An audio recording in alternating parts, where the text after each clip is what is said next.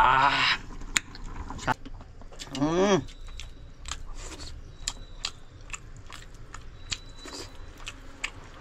Guys welcome back another new blog.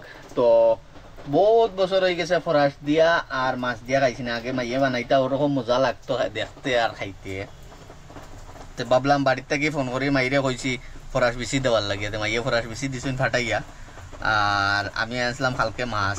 কালকে সময় মাছ আনি এই সময় এগুনা রান্ধিছি না কই এটা ভিজিয়ে রাখতে লাগে, রাখি আর পরে ইয়ে করতে লাগে। পরে কইলাম তে আর একদিন পুরা দিন লাগবো ভিজিয়ে রাখতে হইলে ভিজিয়ে রাখি দিই। আজকে একদিন হয়ে গেছে পুরা ভিজিয়ে রাখার। এখন আমি ইয়ে করবো সব কিছু চুলাইমু, চুলাইয়া আর ফরাস বেশি দিয়া আর মাছ দিয়ে রান্ধিম। তো চলো আজকের ভিডিও স্টার্ট করি।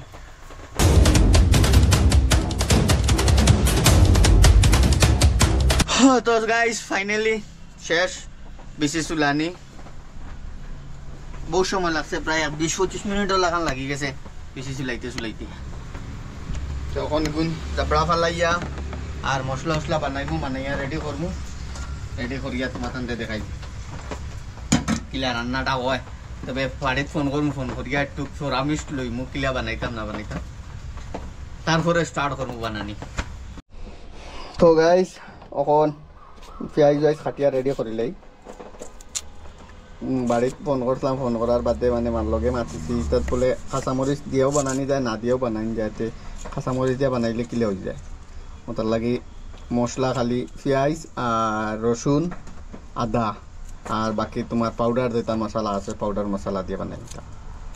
দেখি বানাই যা ফার্স্ট টাইম এক্সপিরিয়েন্স। ভুল ত্রুটি হইতে পারে, ওইলেও তো আর কিছু করার নাই, খাওয়া লাগবো। আর বালা করে বানাইলে তো বানাই দিলাম, একটা শিকা হয়ে গেল লোকে। তো গাইজ মশলা বানানি শেষ। এটার মধ্যে আছে আদা আর পরে রসুন পেঁয়াজ আর পন্দরাই আগুন দেখি স্টার্ট করি। বিসমিল্লাহির রহমানির রহিম। কেমন যে হইব আল্লাহ জানুন, রান্নার পরে বুঝা যাইব।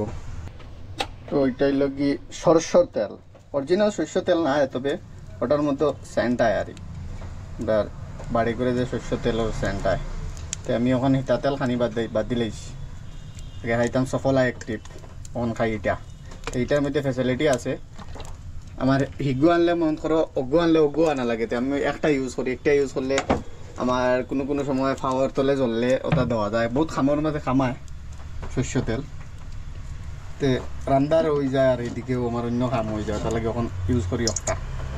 বাপরে যে অ্যাকশন জেং বেতালার বো। তো দিলাই পেঁয়াজ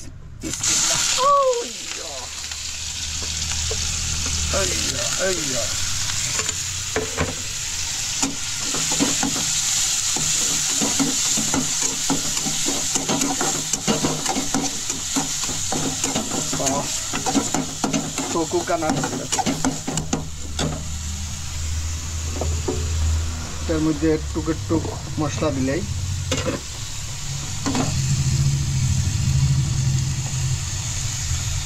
লবণ একবারে দিলাই, আপনি বারবার দেওয়া হইতো না। হলুদ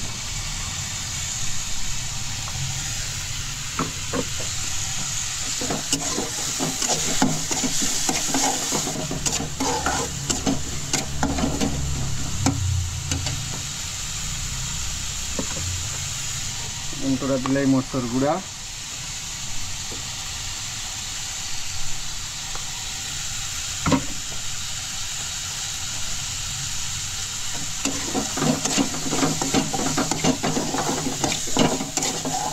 যে জেং বারইছে সেই রকম জেং বারইছে। গ্যাস পুরা কমিয়ে রাখিছি। আধা চামচ ধনিয়া পাউডার, আধা চামচ জিরা পাউডার বুনো দিয়ে আর তোরা লড়াই লাই। অল্প একটু জল দিলাই সিদ্ধ হয়ে যাব। গ্যাস কমিয়ে রাখলাম, জলি যার মশলা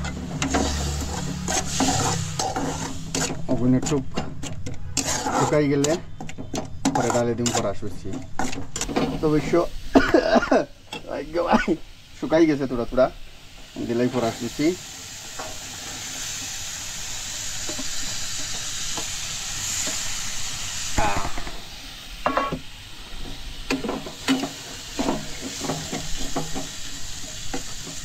কিলা রান্না ওর আল্লাহ জানো কতক্ষণ থেকে কতক্ষণকে পৌঁছিব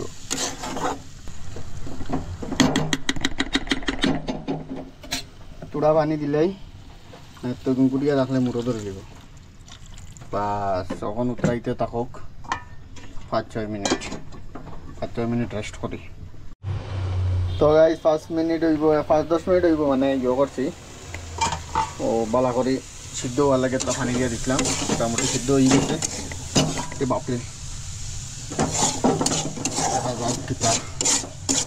মোটামুটি ভালো একটা সিদ্ধ হয়ে গেছে ওখানে আর পুরো পানি দিলাই এখানে তো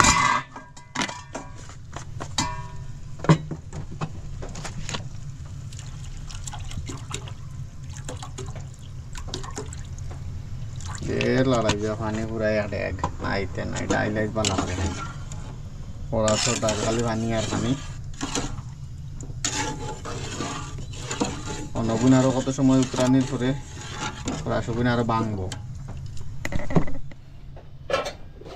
এটার মধ্যে আসলো মাছ ভাজা হ্যাঁ মাছ ভাজা ছাড়ি দিই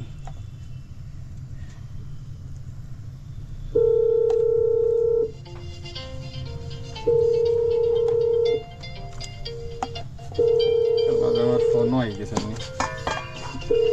মাছ ভাজা বসে ছাড়ি দিছি কত সময় গুড়িয়া রাখি দিই 10-15 মিনিট তাহক ওরকম গুড়া তো গাইজ বহুত সময় উতরাইছে ওখানে একটু টেস্ট করিয়া দেখি কিরকম হয়েছে না হয়েছে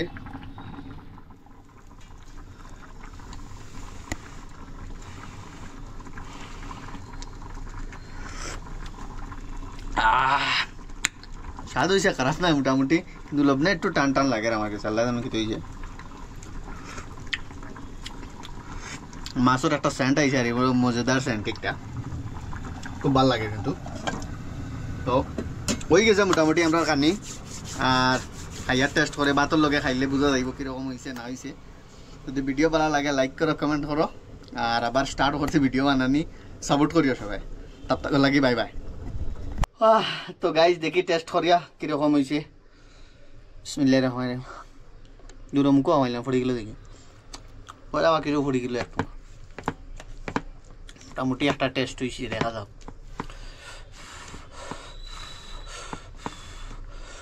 যে গরম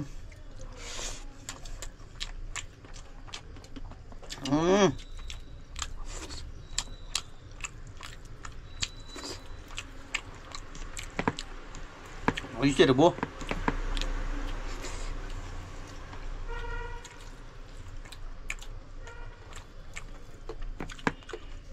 আপনি শুকনা মরিচ চলে জাল দে